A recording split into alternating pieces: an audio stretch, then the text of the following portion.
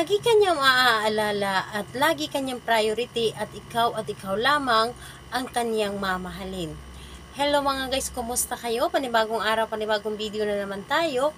At sa araw na ito ay isa na video ang aking ituturo sa inyo na simpleng gabay o simpleng pamamaraan na makakatulong sa atin.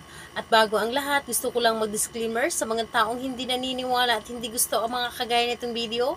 Please skip this video at maghanap kayo ng videos na gustong-gusto nyo dahil ang video na ito ay para lamang ito sa mga taong naniniwala in gusto mag-try. So, ayun po sa lahat po ng mga nagre-reply sa inyo or mga nagko-comment dito sa aking video dito sa loob ng aking channel. Mag-ingat sa lahat ng mga nagre-reply sa inyo na dinadala kayo sa kanilang WhatsApp in Imo app upang makaiwas po tayo sa scam. Ngayon po, ituturo ko sa inyo paano kayo laging maaalala na inyong partner kahit gaano pa siya kabisi. Kahit ano pa man ang kanyang ginagawa, ngunit ikaw pa rin ang kanyang priority at hindi kanya pwedeng kalimutan o i-ignore. So dito po ay pwede itong gawin sa parehasang kasarian, babae to babae and lalaki to lalaki. Syempre naman sa ating babae at lalaki na mag-partner. And pwede mo itong gawin kahit na kayo ay magkalapit at magka-LDR. Dito po kailangan natin ng ating gagamitin sa paggawa ng ritual na ito. Ang kailangan mo ditong ihanda is kailangan mo lamang dito mag-prepare ng kahit anong klaseng bottle. So, maliit man o malaki, basta bottle po, pwedeng babasagin, pwede pong plastic. Basta ito po ay bottle. And kailangan din po natin dito ng isang maliit na papel.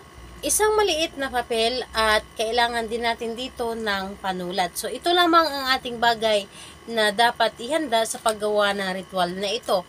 And kapag handa na yung mga nabanggit ko, kailangan mo rin i-ready ang inyong sarili.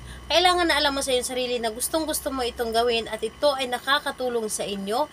Ito po ay isa sa mga dahilan kung bakit lagi kayong magkukuntakan, lagi kayong magtatawagan, kahit na kayo ay magkalayo sa isa't isa, yung napakalayo yung distansya ninyo, kailangan na hindi mawala ang ating mga contacts o communication sa ating mga partner dahil isa yan sa mga dahilan para hindi masira ang ating relasyon. Dito po, kailangan natin na mag-isa ka lamang na gumawa sa isang ritual para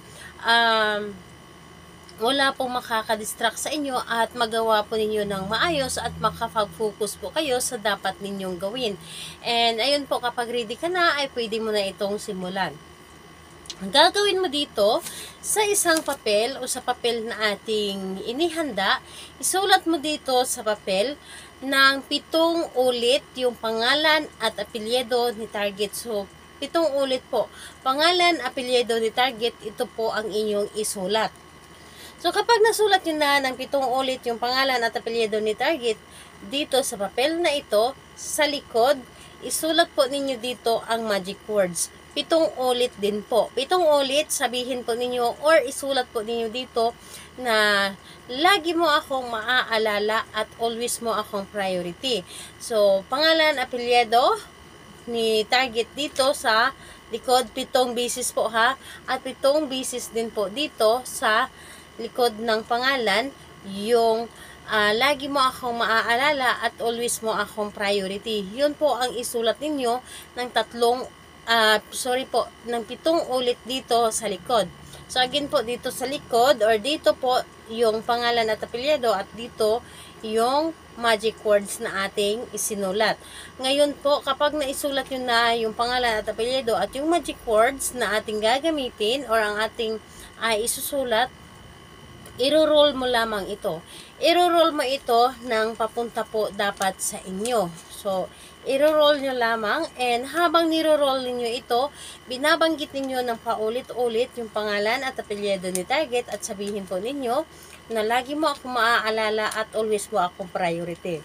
So, ayun po, pangalan, apelyido, lagi mo akong maaalala at always mo akong priority.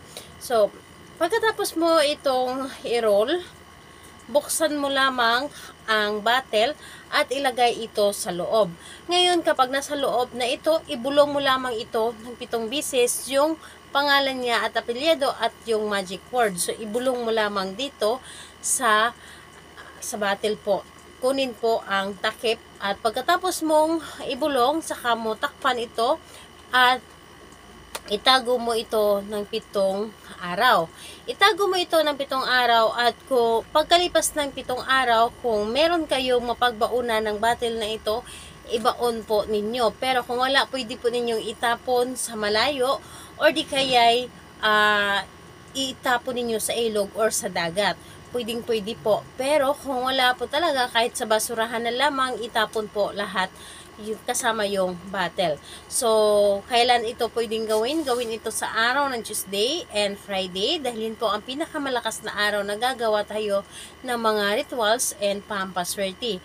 So, pwede naman sa ibang araw kung feel po ninyo na malakas po ang inyong energy at gustong-gusto po ninyong gumawa ng ritual. So, ayun po sa lahat po ng mga gustong magpa-shoutout, mag-comment lamang sa baba para ma-shoutout ko kayo sa next video. And sa lahat po ng gustong magtanong, mag-comment lang din po sa baba para ma-replyan ko din po kayo. Salamat po sa inyo. Bye-bye everyone. God bless.